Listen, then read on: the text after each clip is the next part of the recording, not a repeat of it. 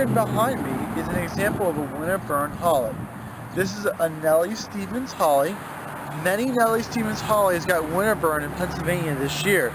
This is 2014. We had a very bad, cold winter with lots of winds and many days where the high temperature was in the teens.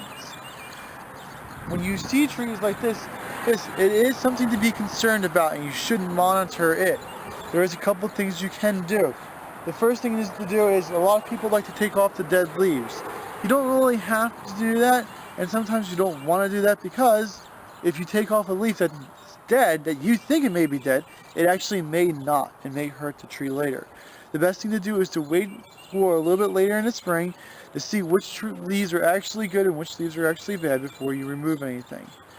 The next thing you can also look at is that this one here, it has lots of green stems on it. And when you have green stems, there's a chance that the buds may still be alive. So don't remove stems that are green.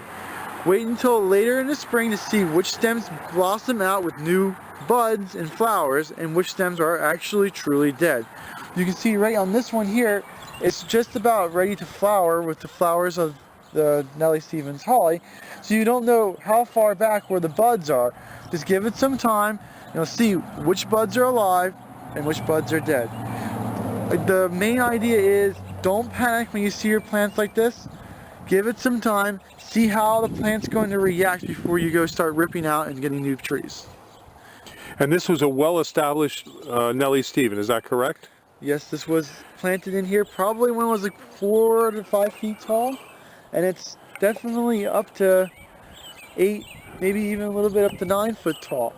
So even if you planted your tree last year, a lot of trees that were planted prior to that had been established and been in the ground also had damages. Well, thank you, Mike. And what other trees suffered windburn damage this year from the severe winter? All evergreens suffered this year. It doesn't matter whether it was a spruce, a pine, a holly, a skip laurel, yew, they all got hurt with this really bad wet winter.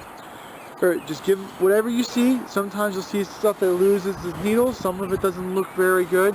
Whatever it is, just take a look at it and let it do what it's going to do. Don't force something or don't start cutting until you know what is actually dead. Okay, thank you very much. If you have any questions, you can call Michael at 267-446-2376. All right, very good.